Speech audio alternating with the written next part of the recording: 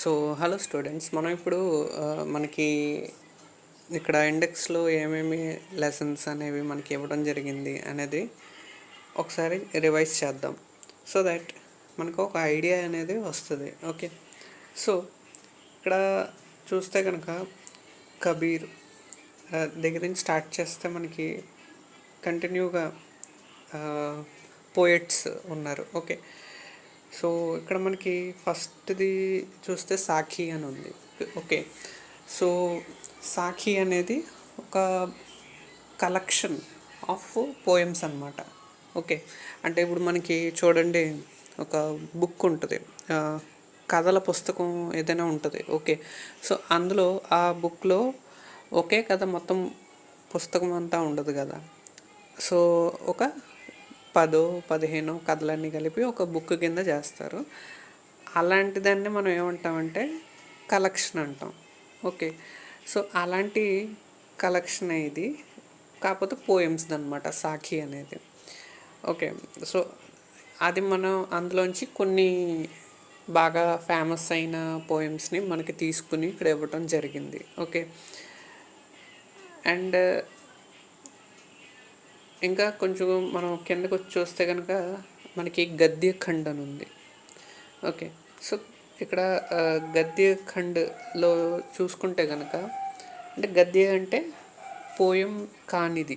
Okay, ఏదైనా కావచ్చు, అది కథలు అయినా కావచ్చు, నాటకం అయినా కావచ్చు, అదంతా గద్యలోకి వస్తుంది. ఓకే, సో ఇక్కడ బడే భాయ్ సాబ్ ఇది కథ. అదేవిధంగా మిగిలినవి కూడా ఉన్నాయి, ఇక్కడ కింద ఇచ్చారు. ఓకే, సో బేసిక్గా మీకు మొత్తం 14 లెసన్స్ ఉన్నాయి. ఓకే, సో ఇక్కడ మనకి చూడండి, మనకి అజ్ఞేయి ఉన్నారు. అజ్ఞేయి తీసుకుంటే పోయట్ అనమాట. ఓకే, సో అతను ఏమంటున్నారు, ఇక్కడ ఒక లాంగ్వేజ్ గురించి చెప్తున్నారు. అంటే బేసిక్గా లాంగ్వేజ్ అనేది ఎందుకు ఒక దేశానికి ఇంపార్టెంట్ అనేది. ఓకే, సో అది ఎప్పుడు మారుతూ ఉంటుంది, దాన్ని ఎవరు డిఫైన్ చేయలేరు అని ఇక్కడ మనకి హిందీలో అజ్ఞేయి చెప్పారు. ఓకే, అండ్ సో ఒకసారి చూద్దాం ఒక లైన్ వైజ్గా, సో దట్ ఒక ఐడియా వస్తుంది.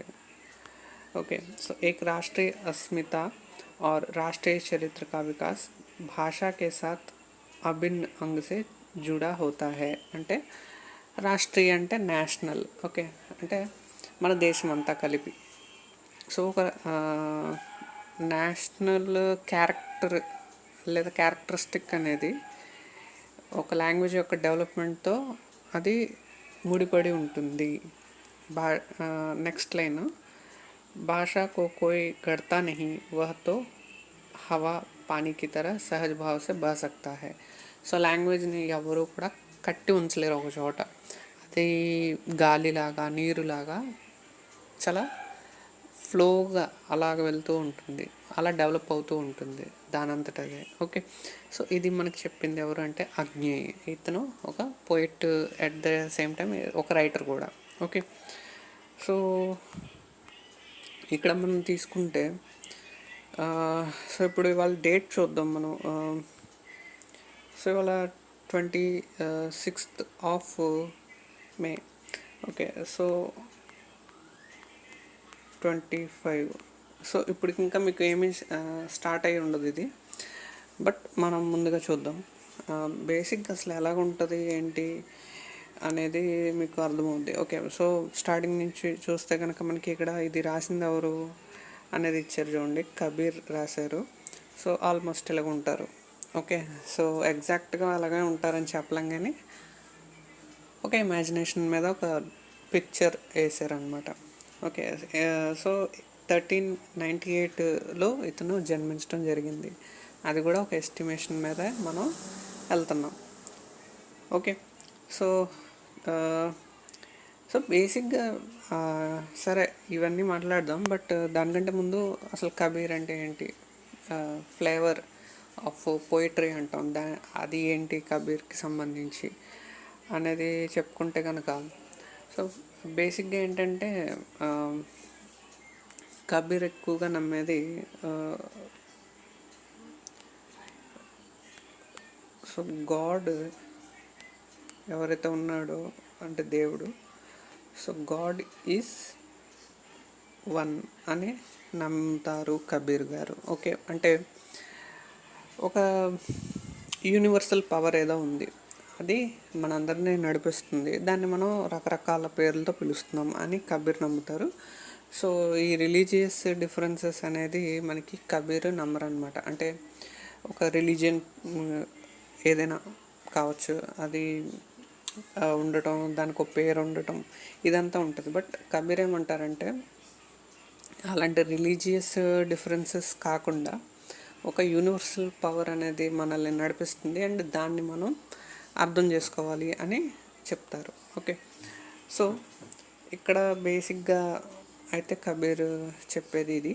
అండ్ సో ఇతను ఇంకొక విషయం ఏంటంటే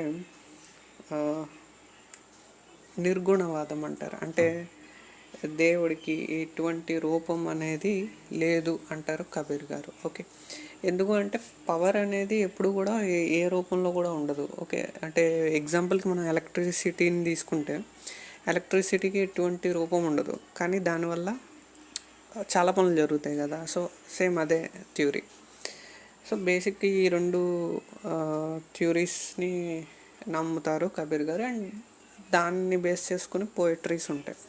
ఓకే, అండ్ ఇంకో విషయం ఏంటంటే బాగా లాజికల్ అనమాట. ఇతను రాసిన అన్నీ కూడా చాలా లాజికల్గా ఉంటాయి.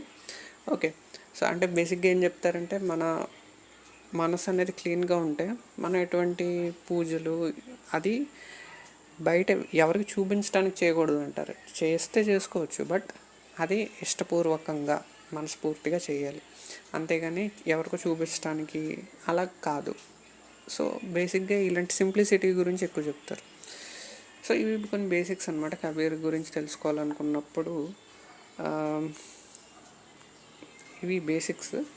అండ్ ఈ ఫ్లేవర్స్ మనకి అతని పోయిటరీలో కూడా కనిపిస్తూ ఉంటాయి. ఓకే, అండ్ చాలాసార్లు మనకి కబీర్ పోయిటరీలో రామ్ అనే వర్డ్ అనేది ఎక్కువ వినిపిస్తూ ఉంటుంది. ఇక్కడ మనం అర్థం చేసుకోవాల్సింది ఏంటంటే కబీర్ యొక్క గురువు గారు ఎవరైతే ఉన్నారో రామానంద్, అతను రాముడి యొక్క భక్తుడు అనమాట. ఓకే, సో సో అతను కూడా ఏంటంటే రాముడు యొక్క అవతారాన్ని నమ్ముతారు అండ్ ఒక యూనివర్సల్ పవర్ అనేది ఆ సిద్ధాంతాన్ని కూడా రామానంద్ గారు రెండిటి గురించి చెప్తారు. బట్ కబీర్ గారు అందులోంచి యూనివర్సల్ పవర్ అనే సిద్ధాంతాన్ని మట్టుకే తీసుకున్నారు. ఓకే, సో ఇతని కబీర్ ఎప్పుడైనా రామ్ అని చెప్తే దాని మీనింగ్ ఏంటంటే ఇతను చెప్పేది గాడ్, ఒక యూనివర్సల్ గాడ్ గురించి చెప్తున్నారు అని అర్థం చేసుకోవాలి మనం. ఓకే, సో రామ్ అంటే ఇక్కడ కబీర్ పాయింట్ ఆఫ్ వ్యూలో ఏంటంటే ఒక యూనివర్సల్ పవర్ని ఇతను రామ్ అంటున్నారు. ఓకే, సో ఇతను ఇక్కడ మనం స్టోరీస్లో మాట్లాడుకునే రాముడి గురించి చెప్పట్లేదు కబీర్ గారు. ఓకే, అది కొంచెం డిఫరెన్స్ అనమాట. బట్ ఒక యూనివర్సల్ పవర్ అయితే ఉంది, దాన్ని కబీర్ గారు రామ్ అన్నారు. ఓకే, అలాగా వచ్చింది. సో ఇదన్నమాట విషయం ప్రస్తుతానికి. సో ఇతను గురువు గారి పేరు రామానంద్ అండ్ సో ఇతను 120 years వరకు బతికారంట. జీవన్ के अंतिम कुछ वर्ष मगहर में बिताए और वहाँ చిరనిద్ర మే లీన్ హో గయే. సో జీవితంలో లాస్ట్ డేస్ ఎక్కడ గడిపారంటే మగహర్. ఓకే, మగహర్ అనే ఊర్లో గడిపారంట. Okay, so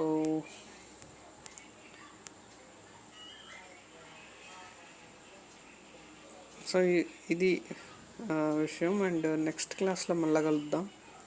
okay, so thank you.